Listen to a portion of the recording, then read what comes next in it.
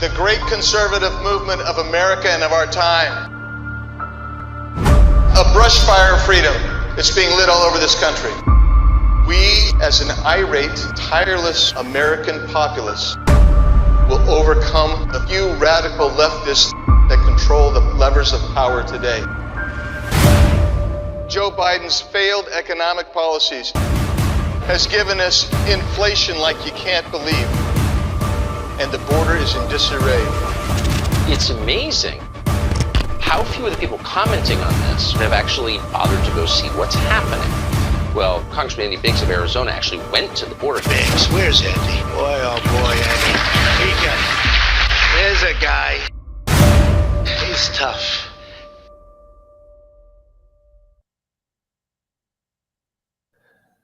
Welcome everyone back for another edition of What's the Biggs Idea? My name is Andy Biggs. I'm Congressman from Arizona's 5th Congressional District.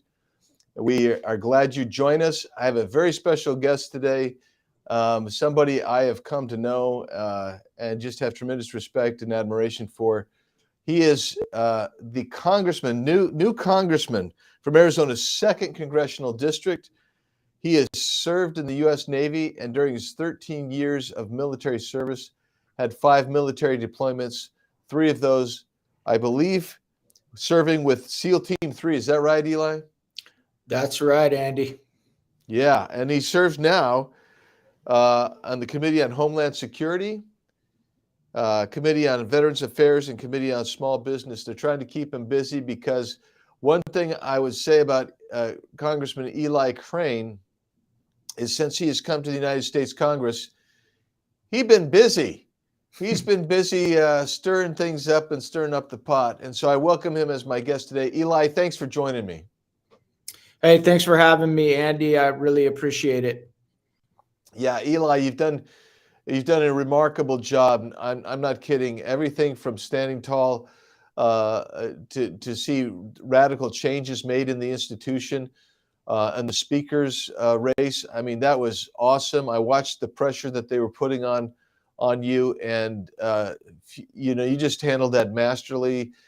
You were kind and respectful, but strong and firm. And then you've been out there. You've joined us on the effort to hold Secretary of Homeland Security Alejandro Mayorkas accountable.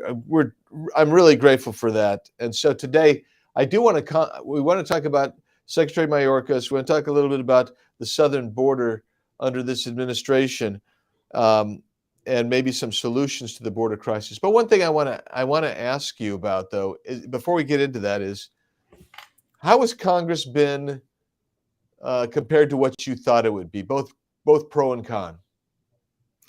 I think it has been disappointing in ways. As you know, Andy, it's really not a very conservative conference, and that's definitely disappointing to see.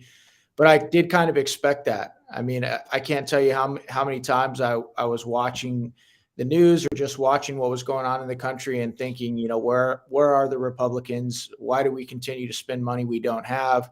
Why do we not have a southern border, et cetera, et cetera? And as I've gotten up here, and kind of seen a little behind the scenes for a couple months, it's starting to make a lot more sense. And, I knew that, my initial goal was to get up here, try and, put the few skills and talents that God gave me behind the efforts of the Freedom Caucus, because I believe that was the most proactive group and the best hope that this body has to, push the party and the conference back in the conservative direction, which is absolutely what we need.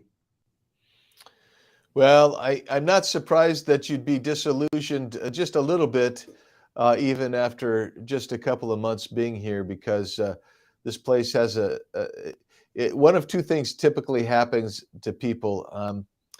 They either, when they get here, they're all wondering what the problem is, and then after a period of time, they're saying, what is the problem? Well, and then that's when they become part of the problem. So as long as you keep in mind that you're trying, that there are problems here and you're trying to solve them, and you don't want to become part of the problem, you'll be great and have a very successful term of public service here.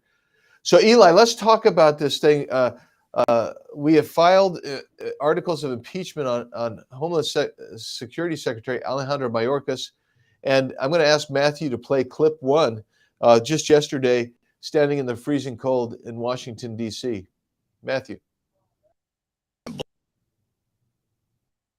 Believe that Secretary Mayorkas and others in this administration would talk about operational control. What a joke. If you've been watching the television, if you've seen the hundreds of illegals streaming in through that southern border each and every day, if you talk to constituents and American citizens who have had their loved ones killed by fentanyl or abused or violated by some of the MS-13 gang members that come across through that southern border? You know, Eli, you kind of summed it up there, but expand on the problem of Secretary Alejandro Mayorkas continuing as the Homeland Security Secretary. Why, in short, did you decide to join the effort to hold him accountable? Well, it's really simple, Andy, and thank you for leading the charge. You know, as usual on this fight, I mean, everybody knows we have no southern border. You know, everybody knows that, you know, we have drugs pouring out over that southern border, you know, close to 100 last year on the terrorist watch list that came through that southern border. I mean, my God, how long has it been since 9/11, you know, when we had, you know, terrorists, you know, attack, you know, the World Trade Center in New York. You know, that was something that, you know, drew me and many other, you know, American citizens out of our lives. For me, it was out of college to join the service, to go fight overseas, you know, and it's like we're in jeopardy of seeing those types of things happen again because we have so many, and that doesn't even count the gotaways, Andy, you know, that are coming over the southern border every single day. So it's a disaster. You know, outside of protecting our unalienable God-given rights, you know, the number one job of this government is to protect its citizens, and they're clearly not doing that. And that's a job that Secretary Mayorkas has been tasked with, and it's a complete dereliction of duty. You know, I know that he has no intention of, you know, actually doing his job. I think the only thing he's interested in is gaslighting the American people to make you believe, you know, if you just watch CNN or, you know, CNBC or whatever you're watching, that you know, nothing to see here. Go back to your, you know, life where you're focused on Netflix and your Grubhub and, you know, what vacation you're going to go on next. Nothing to see here. The border's all secure. It's a dereliction of duty. American people are suffering because of it. Not only does he need to be fired or resign, but we need to send a message to whoever's going to step up and do that job next, because thank God we have some, you know, members here now. And you guys got you guys, the leaders that have been here for a long time, have some more support to make sure that, you know, we can actually make some changes in this town. Yeah, I appreciate that. And you know, one of the things that you said, I think so critical, is that Secretary Mayorkas continues to gaslight the American people. He's just misleading them enormously, and I that is so objectionable to me, because it would be it indicates to me an intention that this is being done intentionally. Because if he wasn't gaslighting, what he would be saying is, this is a bigger problem. We keep trying to make adjustments in the policy. They keep coming, but we're going to make adjustments. He's not doing that, which indicates that this is intentional. So, you know, Matthew, will you play clip number 2 for us, and let's hear from Secretary Mayorkas. Would be, you know, the immigration system has been terribly broken and outdated for decades. That is something about which everyone agrees, and it is my hope that they take that problem and they fix it once and for all. In the meantime, within a broken system, we are doing everything that we can. You know, Eli, when he says the immigration system's broken, if that's the case, then why have previous administrations had much more operational control over the border than he has?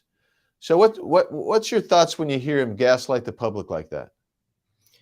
Well, it's really sad to see, Andy. He doesn't want to talk about securing the southern border. He wants to talk about the immigration, system. And, I know that there are issues with the immigration system, but at the end of the day, step one is to secure the southern border. He knows he hasn't done that.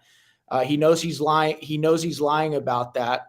It's like every country, Andy, in the history of the world deserves to have its own sovereignty. I don't care if we're talking about Czechoslovakia, Peru, or the United States of America.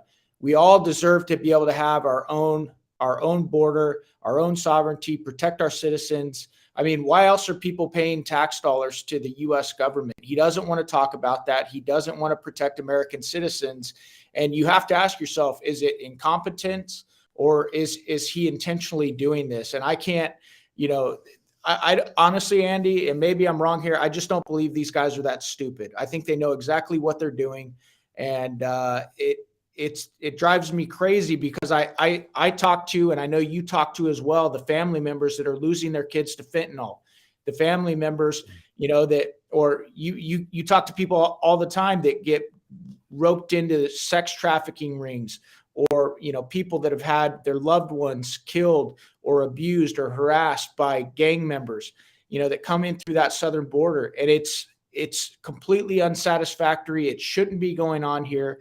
And unfortunately, one of the few things I've learned in this town, in the very short time that I've been in this town, is this town will not change on its own. It takes force, and it takes people who are serious about getting the job done.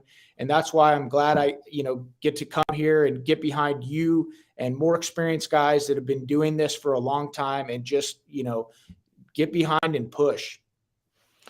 Wow, Eli, I mean, there's so much to unpack with what you said. I agree with it. We're facing a crisis. I think it's intentional. I don't believe Mayorkas is dumb. In fact, the several times I've talked to him, I came away thinking, here's a smart guy. This is what he wants. He's confessed to wanting an open border. So this is what an open border looks like. The problem, of course, is when you do have an open border, you're going to have people who are going to do bad things. They're going to bring the drugs across that are going to kill American people. You're going to have the sex trafficking, the drug trafficking, the human trafficking, and that's going on. And we know down in Cochise County, we had Sheriff Mark Daniels testify in Judiciary Committee yesterday about the crime. So pre-Mayorkas, only 5% of the prisoners in the county jail, Cochise County Jail, had anything to do with cross-national immigration problems. Now it's almost 50%. About half the people there are involved in some kind of Mexican American human trafficking, drug trafficking, sex trafficking going on there, or some other related cross-national crime. So for him to just say, well, the immigration system's been bad. That what I tell people is you can't conflate the immigration system with the border security problem, because the border security problem, our immigration system still manages to somehow process 1 million people a year or so to legally come into the country.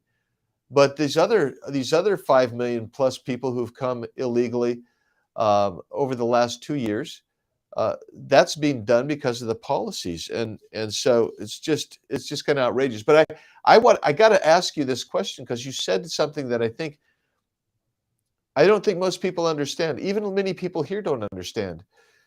To make a change in Washington, D.C.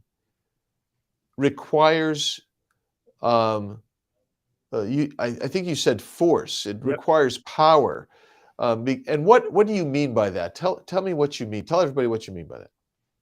Well, Andy, you hear it all the time as a voter and a citizen of this country. What happens to people when they come up to Washington, D.C., or why do they come and campaign and talk a good game, and then they go back to Washington, D.C., and they don't do anything, or they do the exact opposite? And what I've noticed in the short time, and just the pressures that I felt myself, and watching peers of mine who I love and respect come to this town and get sucked in and just to the establishment. And, it's when you watch and you see the inner workings of it, this town is designed to protect itself, to protect special interest groups, lobbyists, and those politicians that are in bed with all of it. And it's also designed to force and keep disruptors and outsiders out, and, to keep us from being successful here in, changing this swampy town. And so that's what I meant by it absolutely does take force. And that's why, that's why I wanted to come here and, help you guys out, because I know that's one of the few skills that God gave me, was the ability just to be, courageous when it mattered. And it's not like I think I'm God's gift to anything, because I know I'm not. I know I'm a failure. I know I'm a sinner. I know I've screwed a lot of things up in my life, but I have two daughters. They're 15 and 11, and I want them to grow up with some of the freedoms and opportunities that you and I have, or that we have had. And at this current trajectory, it's not going to be available to them, and that's wrong. And we have nobody to blame but ourselves for that. And so if change is going to happen in this town, it's got to be forced.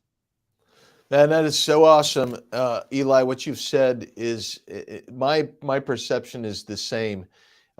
We can, and that's why I think the longer people stay here, they get comfortable, right? I mean, just get comfortable.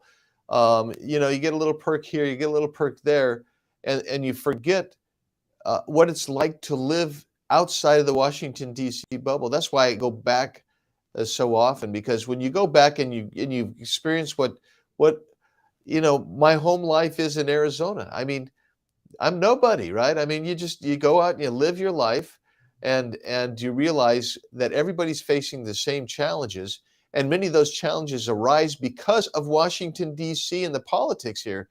And so these people, if we're going to make a change, and this is what I said on the floor during the speaker fight, I said, if you're going to make a change, then you have to change. You have to be willing to change. And Eli, they're not willing to change, so we're going to have to push them to make that change. No, you're right, Andy. And, it's like, I know I have a ton to learn here, and I'm grateful for, the folks that have stepped up and, and mentored me in this process. And I kind of think of it, and maybe this is, I don't know, maybe it's not a great example, but when I look at what happened in the speaker fight, and the fact that, we're always outnumbered, the conservatives are always outnumbered. I look at that one example. We had 20 people, and we were going up against 203 people in many of those votes. And it reminds me a lot of guerrilla warfare, where you're never going to beat them, in a straight up fight. But often I think the Freedom Caucus and some of the members there, often we can get in there, we can fight, we can get concessions, and we can push this party back towards the conservative foundations of this country. And I think that's a good thing, and I'm proud to be a part of it. Well, Eli, we're proud to have you, pleased to have you. And I would encourage everybody to follow Eli Crane on the social media. Thanks for taking time. We're out of time, Eli, and what an honor it is for me to serve with you. And we're going to keep fighting this fight together. And hopefully, with God's blessings and the help of the American people, we can turn this ship of state around. God bless you, Eli. Have a great weekend. You too.